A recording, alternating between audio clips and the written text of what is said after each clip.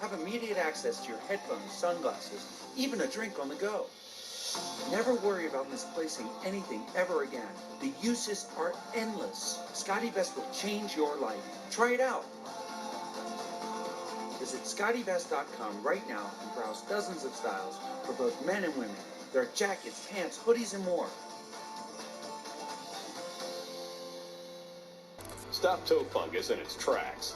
Pick up FungiCure at a store near you and leave toe fungus out in the cold. Use only as directed. Hey, Gary. Hey, Robert. You been up there all night? Yeah, just keeping watch. You need SimpliSafe's new wireless outdoor security camera. It works with SimpliSafe's already award-winning home security for even more comprehensive protection. What? Hey, Shirley! What? You're not gonna believe this. The new wireless outdoor security camera is here, only from SimpliSafe. A heart attack? Do they have life insurance? No. But we have life insurance. John. I'm trying to find something we can afford. Fortunately, in only a few minutes, SelectQuote found John a $500,000 policy for only $29 a month. And his wife Ann a $500,000 policy for only $21 a month. Go to SelectQuote.com now and get the insurance your family needs At a price you can afford. SelectQuote. We shop, you save. This is Steve. He used to have gum problems. Now he uses TheraBreath Healthy Gums Oral Rinse with clinically proven ingredients, and his gum problems have vanished. TheraBreath. It's a better mouthwash. Walmart, Target, and other fine stores. At Lovesac, we design furniture for life, real life, messy life. Now, Lovesac Sactionals can be upgraded with Stealth Tech and immersive surround sound by Harman Kardon, upgradable, washable, and guaranteed for life at Lovesac showroom near you. Kyle Rittenhouse sits down with Tucker Carlson. If I was convicted, no one would ever be privileged to defend their life against attackers. In the conversation America will be watching. Don't miss the Kyle Rittenhouse interview tonight. The Biden presidency is off to a rocky start. I know you feel it at home. For the last 11 months, we've seen the administration screw up crisis after crisis, from Afghanistan to open borders to surging inflation. Joe Biden is failing the American people. His approval rating couldn't be any lower. But Joe thinks he deserves a second term, telling his allies that he plans on running again in 2024. He's already the oldest president ever, and he'll be the nearly 82 by the next election. And that's troubling to many. According to a new Fox News poll, 53% of Americans think Biden's age is interfering with the job. So Democrats, what's worse, a million-year-old president or Kamala Harris? Your choice. Joining me now to react, Charlie Hurt, Fox News contributor. Charlie, you know, when you look at the president's he's not doing a good job. It doesn't seem like he's fit or has the stamina for the job. He's not remembering certain things. I'm no doctor. I just know the old Joe, and he ain't the old Joe. So tell me, should the American people give him another shot at this? Well, I think the answer is pretty obvious. And the fact that so many Democrats are actually sort of having to talk about defending the idea that the incumbent would even serve out the rest of his first term is pretty amazing, and it's pretty indicative of where we are. But to be sure, Democrats are in a very, very tough spot because, as you point out, as bad as Joe Biden is, and by the way, his poll numbers could still go lower. You know, watching this performance that we've seen so far, they could go lower. But the option, the alternative to him is so much worse in Kamala Harris. Yeah. And it's really interesting, Lawrence. I cannot remember any time in the past 20 years a public figure like this, especially a president, who's managed to burn through so much goodwill as Joe Biden has. A year ago, I would have told you that people might not particularly love him, they might not find him inspiring, but they wouldn't dislike him. He was kind of a hard guy to dislike. Man, he has tested that to the hilt. And we're seeing, and obviously we're seeing that in the poll numbers. Well, he lied to the American people during the campaign trail while he hid in his basement. Yes. He promised to be a uniter. He promised this return to normalcy. Meanwhile, we have open borders. We have inflation. Right. People can't get what they want from the store. He bought the Afghanistan withdrawal. I mean, it's just basic things that you would think someone has been in politics over 50 years would be able to handle. But he doesn't seem like he's suited for the job, Charlie. No, exactly, Lawrence. I mean, you would think that for a guy that's been doing this his entire adult life, he might have gotten good at it at some point. The dirty secret is most of us who have been around Washington for a long time have known for a long time that he's not very good at it. He's kind of a bumbling idiot, and he kind of was when he was in the Senate, and you wouldn't have really put him in charge of anything. But I think that, you know, when you list through those issues, I think that the Democrats are sort of obsessed with personality right now, and they want to talk about personality. But Joe Biden's problem is not his personality, although he has managed to burn through a lot of goodwill. His problem are the policies. And I defy you. You listed a number of the issues where he has completely blown himself up. I defy you to find me one single issue that matters to the American voters that Joe Biden has succeeded on. I don't think you can find a single one. Now, and even if you were to pick something like, oh, well, getting along with foreign neighbors or something like that nobody cares about. Nobody wins elections on that stuff. But it's something Joe Biden claims to be very good at. He screwed that up, as you point out, in Afghanistan. He screwed up our relationship with France.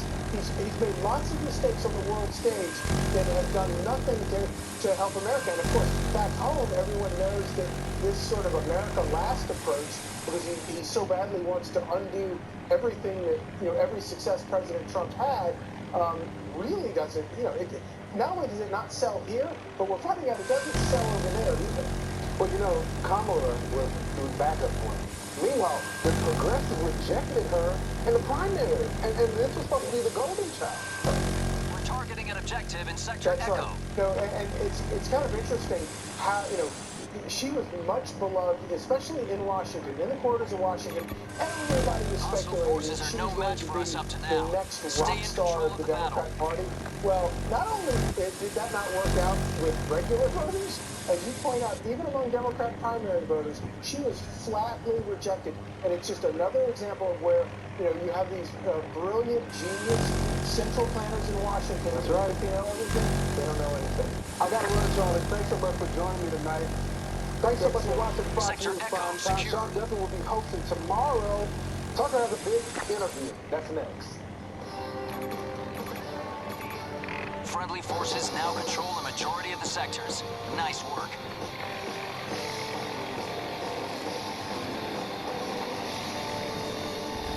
Good evening and welcome to Tucker Carlson Tonight. In retrospect, it's remarkable just how dishonest, how your supply drop is ready when you are. Media coverage of the Kyle Rittenhouse story turned out to be. All of it was a lie. Rittenhouse was not a white supremacist. He was never in a militia. He never crossed state lines with a firearm. The protest in Kenosha was not peaceful. It was a riot, chaotic and violent. Many of the rioters, by the way, enemies have seized Sector Bravo. Rittenhouse didn't go to Kenosha looking for trouble. His father lived there. Rittenhouse himself was a lifeguard in Kenosha. On August 25th of last summer, Rittenhouse went downtown to stand guard over a car lot. Here's the context. The night before, police in Kenosha had done nothing as the mob burned businesses, including another car lot, all the way to the ground. So the business owner needed Kyle Rittenhouse's help. He was looking to his 17-year-old for help, to give some perspective on how bad things were, and he asked for it. As Rittenhouse stood there, rioters threatened his life. Then they attempted to kill him. In the end, Rittenhouse shot 3 attackers as he tried to run to the safety of the police. A number of media outlets claimed the men Rittenhouse shot were black. In fact, all 3 were white, and all 3 had serious criminal records. We could go on. Here's the ammo. Again, the media coverage was, from beginning to end, a tapestry of lies. If you watched the trial last week, you know that. But what about Kyle Rittenhouse himself? What is he like? Apart from his testimony in court, few Americans have ever heard his voice. Over the next hour, we're going to let Kyle Rittenhouse speak for himself. You can make up your own mind what you think. But before we start, one observation. Gotta reload. It's hard to ignore the yawning class divide between Kyle Rittenhouse and his many critics in the media. Rittenhouse comes from the least privileged sector of our society. During high school, he worked as a janitor and a fry cook to help support his family. Last year, he got into college at Arizona State, and he's very proud of it. In the world Kyle Rittenhouse grew up in, it is not a given that kids go to college. It's not even close. During the course of our long conversation, Kyle Rittenhouse struck us as bright, decent, sincere, dutiful, and hardworking. Exactly the kind of person you want many more of in your country. He's not especially political. He never wanted to be the symbol of anything. Kyle Rittenhouse just wanted to keep violent lunatics from setting fire to cars. In the America he grew up in, that was considered virtuous. So if Rittenhouse seems a little bewildered at points during our interview, thinking back over the last year and what happened to him, that's probably why. A lot of the things he assumed were true about this country turned out not to be true at all. So in that way, he speaks for many of us. Here's Kyle Rittenhouse. So tell me, Kyle, how you wound up in Kenosha that day. Well, it actually started on August 24th. I was working my job as a lifeguard at the Recplex in Kenosha County, and then the riots were still going on, and a curfew was implied. So I went to Dominic Black's house, and I stayed the night over there, and saw the videos of the riots and the arson going on. We're hurting the enemy. They're losing numbers. It was upsetting because Kenosha is my community. Sector Echo. And I just was upset seeing my community up in flames. Yeah, I bet you were. So you're at your friend's house that night. You've come back from working as a lifeguard. Yes. And then you decide to go in. First, you're cleaning up graffiti, correct? Yes. So we say the night, I say the night, August 24th. We wake up in the morning and we're talking. We're like, let's go help our community. Let's go see what we can do. And we ended up at Ruther Central High School, where we were cleaning graffiti for a couple hours, and then we met with the owners of CarSource, and we offered to protect their business from fires, making sure the rest of their other two properties didn't get burned down like they did the night prior. And they agreed. Successfully executing sector control. We went back to Dominic's house and hung out there for a little bit, and then we went to CarSource to help protect the property and make sure it didn't set on fire again. So you get there, what do you see? When I get there, I see in the beginning, the morning of Ruther Central, I see just spray paint everywhere. I see smoke coming from the CarSource that was burnt down, and it was quite upsetting because that was somebody's business that got destroyed. Yeah. So you said to the people who own the car lot, I want to protect the cars. You're targeting an objective in Sector Bravo. I said, hey, I asked if they needed any help, and they said yes, if you can. Where were the police? I'm not sure really, because they have a hard job, for sure. But I didn't really think they got the support they needed. The National Guard should have been called August 23rd, but the city of Kenosha failed the community. The governor, Tony Evers, failed the community. There should have been a lot more resources to help with that. Help me out! That's for sure. So, you've been criticized for carrying a firearm into the scene, but it's obvious from the tape that a lot of people, you were not the only one with a firearm. There were rioters with firearms. Was that obvious to you? Yes. So, you saw other people with guns? I did. There was a lot of people there were rioters with firearms. I remember one very distinctly. Joshua Zeminski was walking around with a pistol in his hand all that night with Joseph Rosenbaum. Where did you first see Rosenbaum? The first time I saw Rosenbaum was the first time he threatened to kill me.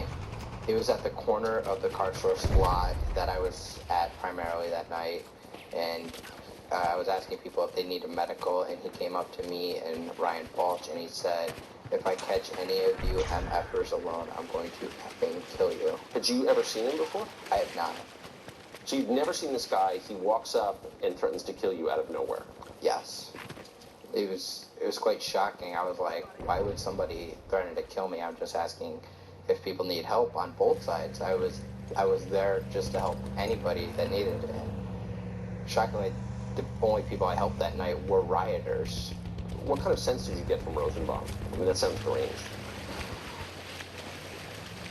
When he threatened to kill me, I was like, what the heck just happened? Nobody's ever threatened to kill me up until that point. And I was like, that's not something you say to somebody. How long after that was it that he tried to grab your rifle? It was about an hour and a half later, and then there was actually a second time he said to the group, He said, this is the second time he threatened to kill everybody. He said, I'm gonna effing kill you. I'm gonna cut your hearts out, you effing N-words. Cut your hearts out? Yes. Did any of the rioters try and calm him down or stop him? What I noticed is the rioters were trying numbers to, have been like, eliminated. they were like disassociating with him because he was like spewing the N-word around, and Sector they just Echoes didn't under seem to enemy want control. to have anything to deal with them, the rioters. Hostiles are heading us. Don't So let this he get comes, he unmanageable. tries to grab your rifle, he gets shot. You decide at that point, unless I'm misremembering, you want to go turn yourself in. Reloading! Yes. After I shoot Mr. Rosenbaum, Successfully executing sector control. he tried to We grab hold my the gun. majority. I was running away. There was a gunshot behind me. After I shoot him, I run around the car because I was going to go render first aid to him. I wasn't able to because then there was a mob forming and calling for my execution to get him and kill him. And that's when I tried to run to the police line and get to the police. And then I am attacked again. Gotta reload. By the guy who kicked you. By Jump Kick Man, yes. Whose identity we didn't know. It turns out the prosecution knew it and hid it. So we found out November 7th, the prosecution, we went into the judge's chambers and the prosecution said, we identified Jump Kick Man, and the prosecution threw a fit a little bit. They didn't want us to interview him. They were like, well, he's a victim, and didn't want my investigators or my attorneys to interview him or ask him questions. They just wanted to do it private, non-recorded, and the judge said, no, it's going to be recorded. And then a couple hours later, they say, oh, he asked for immunity and we're not going to give it to him, so we're not going to be calling him as a witness. Yeah, well, probably didn't want to talk about his criminal record. Yeah. So you're running. Sector Delta trying to is get in to the enemy police hands. lines. You see the mob coming after you. Let's execute him, they're saying.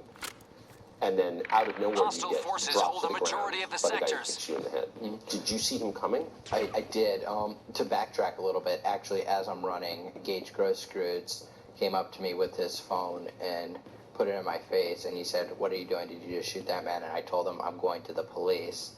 And he said, oh, okay, and ran off, and I kept running to get to the police. And that's when Anthony Huber strikes me with the skateboard as I'm running before I'm on the ground for the first time. And then I'm hit with a rock by somebody in a white tank top. And that's how I end up on the ground. And I have 4 people around me from what I remember. And I move my firearm in their direction and they back off with their hands up so I don't shoot them. And then Jump Kick Man keeps coming. And that's when I fire 2 shots at Jump Kick Man. Wow. And you miss him and he kicks you. Yes. Then what happens? After Jump Kick Man is running off, Anthony Huber comes up and he grabs the barrel of my gun and then he hits me with his skateboard holding his trucks, and that's when I shoot him 1 time. Where did he hit you with the skateboard? He hit me in the back of the head, in the neck, the back of the head towards the neckline. Did you think you were going to be killed at that point? I did. Then what happens? And then after Mr. Huber attacks me, Mr. Grosskreutz puts his hands up, and then I have my rifle pointed in his direction for about a second, and then once I lower my rifle, I noticed that my ejection port is opened about an inch, and Mr. Grosskreutz said I pulled the charging handle, which never happened. I hit the forward assist to close the ejection port, and he sees me doing that or something, and this time he runs at me and he has his gun pointed directly at my head. Did you see the gun? I did. What, do you think he was going to shoot you? I did. He had it pointed directly at my head, and that's when I shoot him 1 time, and he is no longer a threat to me at that point because he ran off after I fired that shot. Did you realize you hit him? I didn't know until later. So then what happens? There is a person directly in front of me, and I point my rifle in their direction, and he puts his hands up, and he's backing up, and I then turn around, start going to the police, and then I hear shots behind me, and I turn around and briefly raise my rifle to see if I'm being shot at. And then I realize I can't see who's shooting at me, so then I turn around and go back to the police car, towards the police line. It's just, hearing this, it's just hard to believe this is happening in an American city. Yeah. So then you finally get up, you hear shots, you turn to see who's shooting at you, and then you finally make it to the police line. Yes. Once I make it to the police cruiser, the police officer says, "Get back, get back, get back." One of them has a gun out, and the other has pepper spray pointed at me. And I say, "Hey, I just had to shoot somebody. I just had to shoot somebody." And then they say, "Go home." And I didn't know this until go home. Yeah. The officer said to go home. I don't think he knew what happened or heard me. There's a lot of chaos going on. Aggressiveness is paid off. We've secured most of the but sectors. Apparently he pepper sprayed me. You can see it in the video, but I don't remember being pepper sprayed by him. So then what happened? I say, okay, I go back to the car source, lot number 2. We've been referring to them. Car source 1 is the one that got burnt down. Car source 2 is the one that I was at primarily the entire night. And car source 3 is the one where I was attacked by Mr. Rosenbaum. I go back to car source lot number 2, and I tell everybody there what happened. I said I had to do it. I was just attacked. I was dizzy. I was vomiting. I couldn't breathe. And I was like, I wanted to turn myself in Kenosha. I wanted to turn myself into the police in Kenosha, but I wasn't able to because they weren't accepting visitors apparently with the barricades and the fence up. So we ended up turning myself into the Antioch Police Department. She drove back across state lines, as we're now calling it. But you couldn't even turn yourself in. No, it was like I had to go to Antioch Police Department, which, to my understanding, is the closest police department to Kenosha. Why do you think people were burning car source? What does that have to do with civil rights? I don't know. I think it was opportunists taking advantage of the BLM movement. I agree with the BLM movement. I agree everybody has a right to protest and assemble, but I do not agree that people have the right to burn down. I don't appreciate that people are burning down American cities to try to spread their message. I think there's other ways to go around it and do that. Well, I agree with that completely. So you turn yourself into Antioch Police. What do you think is going to happen at that point to you? I didn't know. I was in shock. My head was spinning from being hit in the head multiple times. I had some minor injuries. I just didn't know. I didn't know I was going to get arrested for defending myself because everything was on video. But part of the reason I think I was arrested is because of the mob mentality. And they were like, yeah, we're just going to arrest him, even though there was videos already out showing me being attacked and having to defend myself. So when was it that you were arrested? I was arrested on August 25th at around 6 a.m. I was formally arrested without a criminal complaint being drafted. They didn't know what they were charging me with yet. They just arrested me at home at Antioch Police Department. What did your parents say when you called them and told them what had happened? I didn't call my mom after I saw her, and she was in shock. She was like, she wanted to go into hiding, and I said, no, the right thing to do would be to turn myself in. I didn't do anything wrong. So you knew that from the very beginning? I knew that. A lot of people are like, oh, Kyle had time to meet with his attorneys to come up with this amazing defense of self-defense. No, that's not the case. It's been 100% self-defense from the beginning, and I didn't know there was 100 cameras. I knew I was, but I didn't know I was attacked and I defended myself.